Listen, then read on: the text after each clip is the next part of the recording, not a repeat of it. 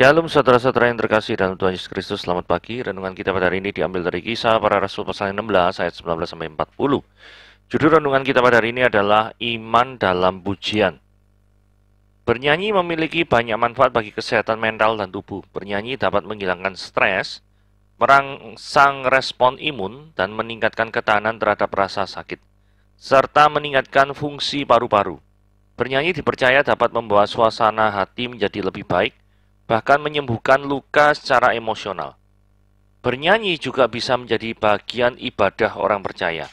Nyanyian pujian dapat mengekspresikan hati dan pikiran tentang Allah dan karyanya. Pujian menjadi ekspresi iman, doa, harapan orang percaya kepada Tuhan. Karena itu sungguh baik memuji Tuhan setiap waktu, tidak tergantung pada suasana hati tertentu. Pujian bukan hanya dipakai untuk mengungkapkan kegembiraan ketika mengalami kemenangan, melainkan juga menyeimbangkan dan melepaskan duka cita ketika menghadapi persoalan. Tak heran jika Paulus dan Silas pun tetap memuji Tuhan ketika berada dalam penjara. Melalui doa dan pujian mereka menyatakan kesaksian iman tentang Tuhan yang berdaulat atas segala sesuatu. Tindakan Paulus dan Silas menjadi gambaran bagi kita bahwa sesungguhnya sukacita orang percaya ada di dalam hati mereka. Tidak ditentukan keadaan lahirianya. Jika demikian, betapa baiknya untuk melantunkan pujian bagi Tuhan. Bukan sekedarnya, apalagi memujinya dengan asal, melainkan memujinya dengan roh dan akal budi, dengan kesungguhan hati dan penghayatan. Dengan begitu, pujian kita tidak hanya membangun kesehatan jasmani, tetapi juga menjadi ungkapan iman kepadanya, sebagaimana doa dan ibadah kita yang lain. Bagi kita, lantunkan pujian bukan hanya sekedar kebiasaan. Melalui pujian kita bisa mengekspresikan iman kepada Tuhan. Oke, pada hari ini kita akan membahas ya, apakah keselamatan itu bisa ikut iman dari orang tua, ataukah keselamatan itu bisa berdasarkan keturunan? Ya, mari kita membaca Kisah Para Rasul pasal yang ke-16 ayat 23 sampai yang ke-33. Setelah mereka berkali-kali didera, mereka dilemparkan ke dalam penjara. Kepala penjara diperintahkan untuk menjaga mereka dengan sungguh-sungguh. Sesuai dengan perintah itu, kepala penjara memasukkan mereka ke ruang penjara yang paling tengah dan membelenggu kaki mereka dalam pasungan yang sangat kuat. Tetapi kira-kira tengah malam, Paulus dan Silas berdoa dan menyanyikan puji-pujian kepada Allah, dan orang-orang hukuman lain mendengarkan mereka.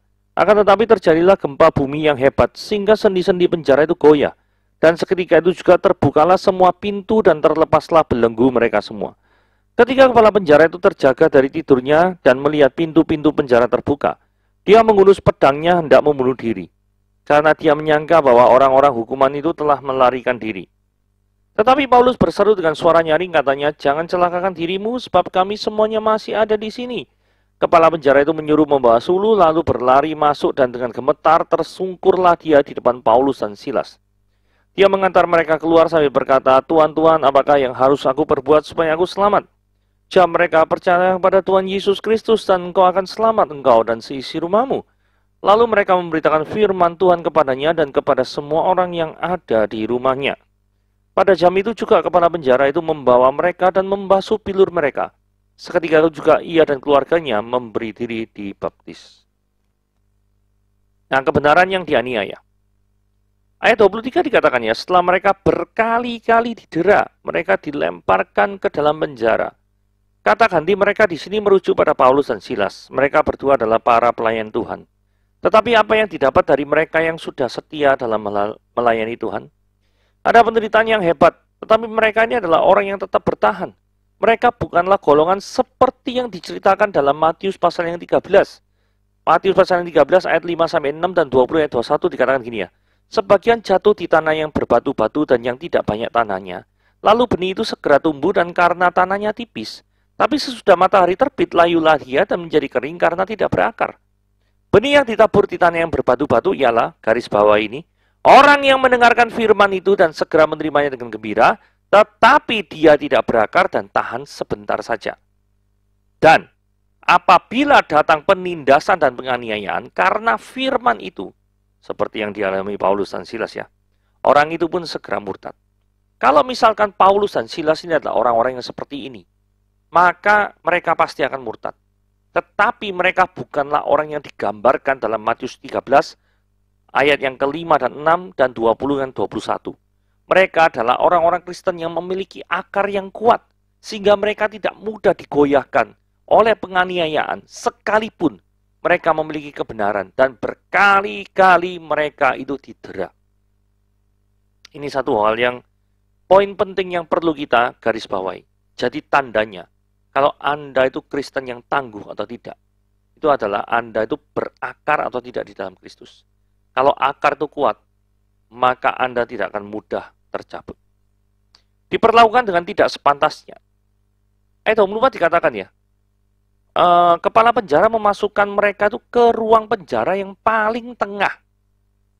Jadi Paulus dan Silas ini dilakukan penahanan maximum security.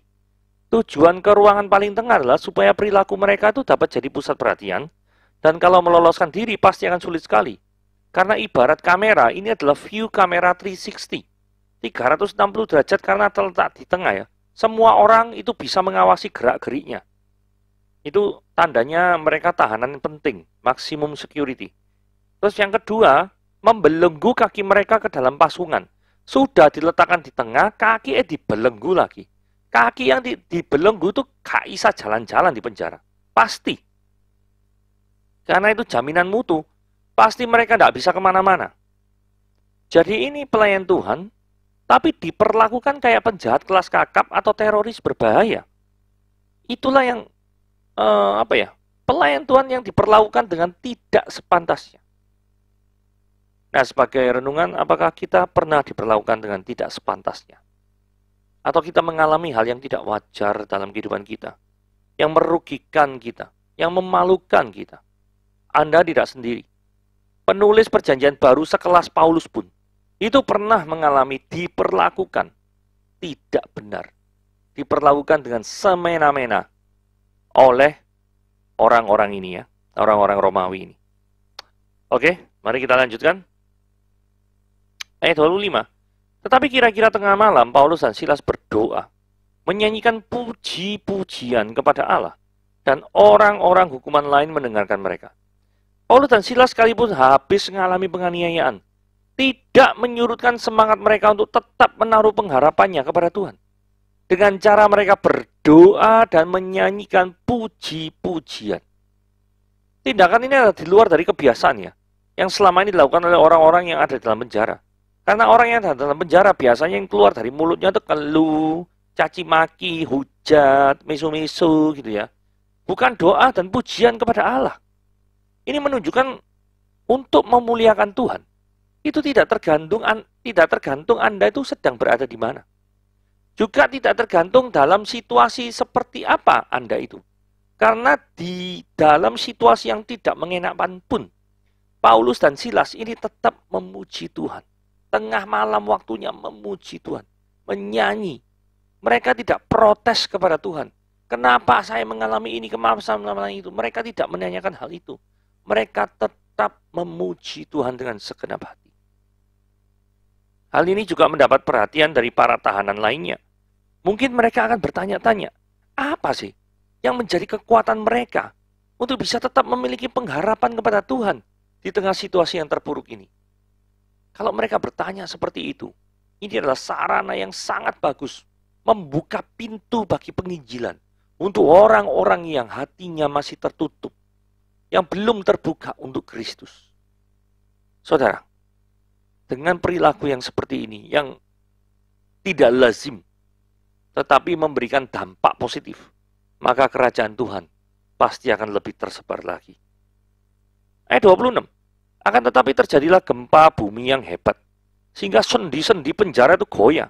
Sekitar itu juga terbukalah semua pintu dan terlepas belenggu mereka semua. Jadi mujizat yang terjadi di ayat 26. Semua tahanan terlepas belenggunya. Hal ini tak bisa dijelaskan oleh penalaran biasa. Tapi sesungguhnya itu yang terjadi, bukan? Ini menunjukkan bahwa apa yang tidak mungkin bagi manusia. Saudara, kan tidak mungkin bisa lepas ya, wong kaki dipasung. Terus diletakkan di penjara yang paling tengah. Loh carane ocol, carane lepas itu piye? Tidak mungkin. Jadi bagi manusia itu tidak mungkin. Tetapi sangat mungkin bagi Tuhan. Dengan cara yang tidak pernah kita pikirkan. Betul ya? Dengan cara yang tidak pernah kita pikirkan. Siapa yang memikirkan akan ada sendi-sendi yang terbuka itu? Mujizat di ayat 26, tidak ada satupun yang memikirkan. Jadi ayat 27 menunjukkan keputusasaan dari kepala penjara. Saudara, di ayat 27 dikatakan ya, ia menghunus pedangnya hendak membunuh diri. Dia tuh tak melihat adanya sesuatu yang baik dari peristiwa ini. Karena ini under authority-nya. Kalau under authority-nya, sekalipun penyebabnya adalah mungkin supranatural gitu ya. Ya pasti supranatural ya. Tapi dia kan nggak bisa menjelaskan membuat laporannya seperti apa. Faktanya tahanan-tahanan ini lepas. Yang terjadi adalah dia pasti dihukum. Nah, kalau dia dihukum, maka nyawanya, jabatannya itu pasti yang terancam.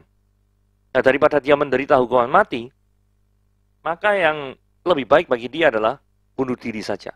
Itu yang ada dalam pikiran kepala penjara. Kenapa seperti itu? Dia menyangka orang-orang hukuman itu telah melarikan diri. Daripada dia dibunuh jenderal Romawi, mendingan sekarang dia bunuh diri. Gitu aja. Ayat 28. Tetapi Paulus berseru dengan suara yang katanya, jangan celakakan dirimu, sebab kami semua masih di sini. Paulus sebenarnya bisa lari, tapi dia tidak melakukannya. Karena dia memiliki misi khusus untuk memberikan Injil bagi kepala penjara ini. Saya menduga salah satu topik pokok daripada doanya adalah minta kelepasan. Selain minta kelepasan, pastinya ya. Pasti meminta kepada Tuhan untuk mempertobatkan kepala penjara ini. Dan ketika Tuhan sudah memberikan kesempatan ini, maka kesempatan ini tidak mungkin dilepaskan begitu saja oleh seorang yang bernama Paulus. Kepala penjara ini berutang nyawa kepada Paulus. Kepala penjara ini segera mengenali bahwa tahanan yang dia jaga itu bukan manusia biasa. Ia adalah benar-benar utusan ilahi. Dia adalah rasul Allah yang dipakai oleh Tuhan secara luar biasa. Percaya kepada Kristus. Dia mengantar mereka keluar sambil berkata, Tuhan, Tuhan, apa yang harus aku berbuat supaya aku selamat? Saya percaya ayat 30 ini berkaitan keselamatannya secara jasmani. Karena dia masih khawatir. Ini, aduh gimana ya? Kan mau tidak mau, mereka akan tetap keluar kan? Karena kepala penjara melihat kuasa Tuhan yang menyelamatkan Paulus dan Silas secara jasmani, maka kemungkinan besar sang kepala penjara ini juga minta diselamatkan secara jasmani. Tetapi Paulus menjawab kepala penjara dan konteksnya keselamatan secara rohani. Kan 31 itu jawabannya. Percayalah kepada Tuhan Yesus. Engkau akan selamat. Engkau dan seisi rumahmu. Tetapi untuk bisa selamat secara rohani, kepala penjara ini harus hidup. Terlebih dahulu, jangan mati karena bunuh diri. Karena kalau sudah mati karena bunuh diri, kepala penjara ini kan mati tanpa Kristus. Yang menebus dosa-dosanya, kepala penjara ini kan masuk neraka. Oke?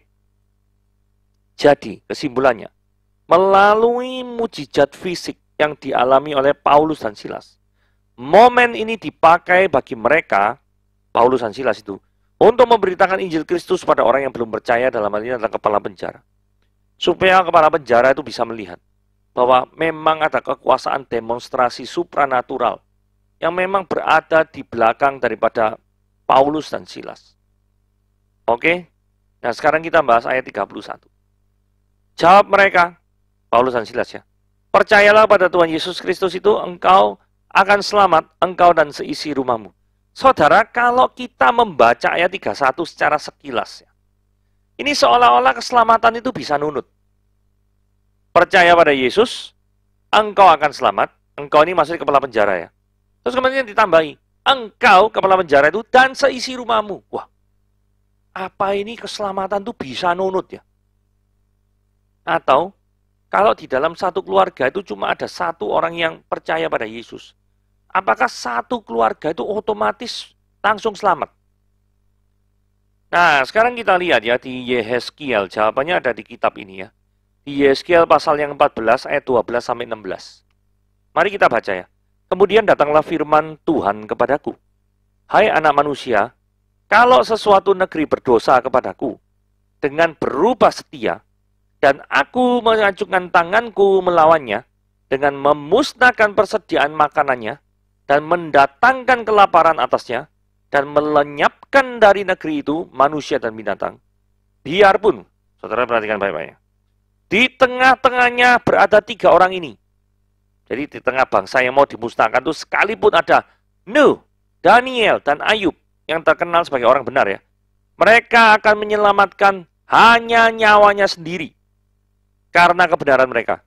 Jadi sekalipun ada 3 orang ini, Nuh, Daniel, Ayub, Tuhan itu hanya akan menyelamatkan 3 orang ini dan selebihnya tetap akan dihukum. Gitu ya. Demikianlah firman Tuhan Allah. Ayat 15. Atau jikalau aku membuat binatang buas berkeliaran di negeri itu, yang memunahkan penduduknya, sehingga negeri itu menjadi sunyi sepi dan tidak seorang pun berani melintasinya, karena binatang buas itu. Diulangi sekali lagi. Dan biarpun di tengah-tengahnya berada 3 orang tadi, Daniel, Nuh, dan Ayub, demi aku yang hidup, demikianlah firman Tuhan Allah, mereka tidak akan menyelamatkan. Mereka itu maksudnya 3 orang tadi itu. Walaupun orang benar, tidak mungkin bisa menyelamatkan anak laki-laki ataupun anak perempuan. Jadi artinya iman mereka itu tidak bisa diikutkan untuk menyelamatkan daripada orang-orang yang dekat dengan mereka. Tidak bisa. Pasal yang ayat yang ke-16 yang tulisan biru. Hanya mereka sendiri yang akan diselamatkan.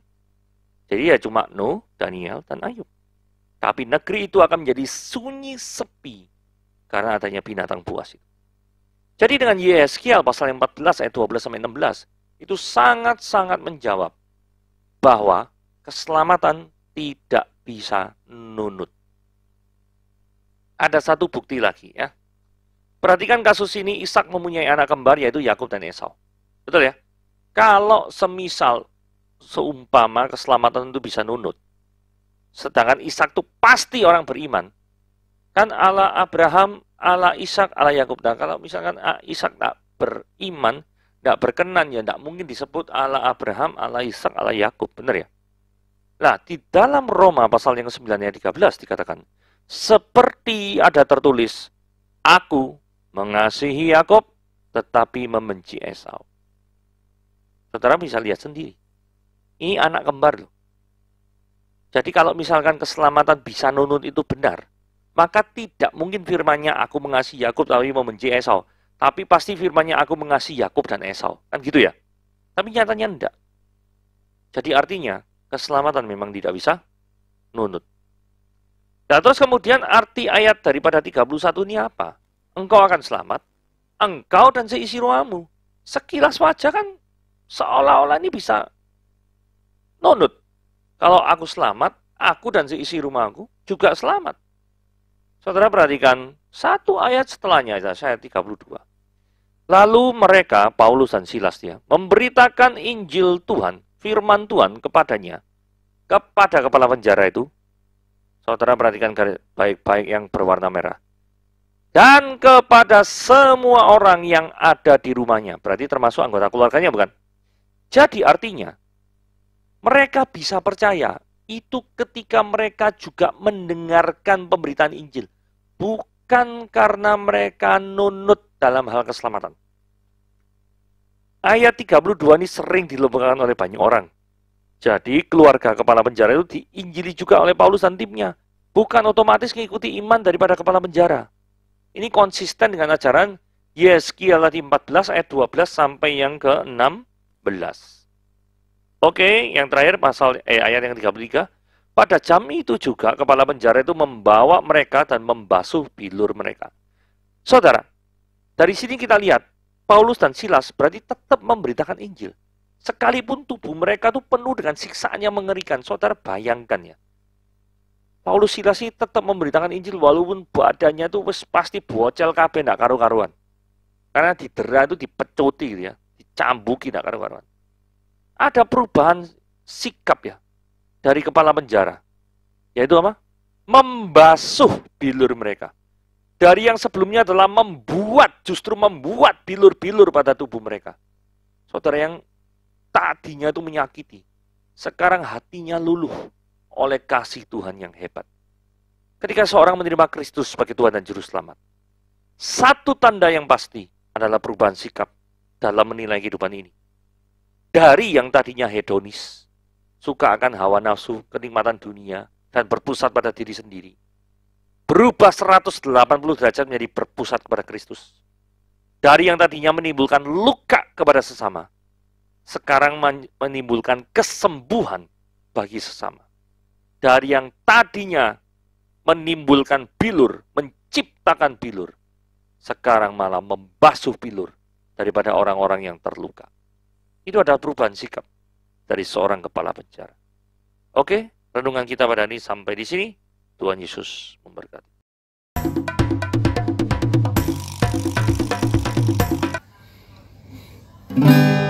Pujilah aku Tuhan, cobalah aku Tuhan, selidiki hatiku dan hatiku,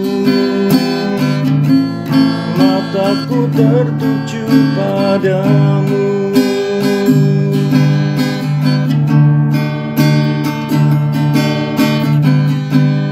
Aku cinta padamu Tuhan, aku rindu hadiratmu Tuhan, aku ingin selalu dekat padamu,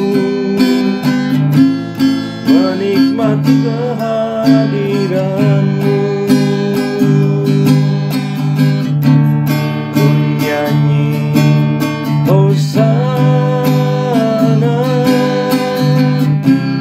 bagi Rajaku yang duduk di tahta.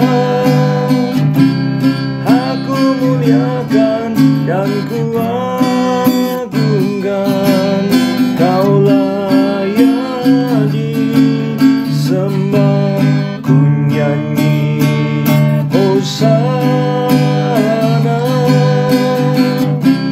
bagi Rajaku yang duduk di tahta. Aku muliakan dan kuagungkan, Kau layak disembah.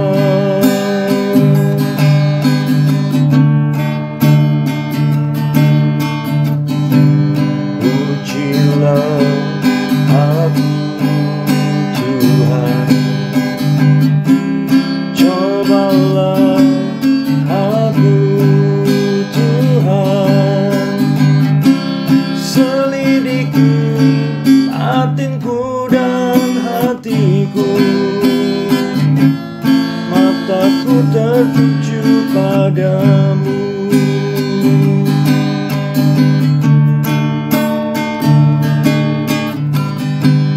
Aku cinta padamu Tuhan, aku rindu hadiratmu Tuhan, aku ingin selalu dekat padamu, menikmati kehadiranmu. Ku nyanyi Hosana bagi Rajaku yang duduk di tahta. Aku muliakan dan kuagungkan, Kau layak disembah. Ku nyanyi Hosana bagi Rajaku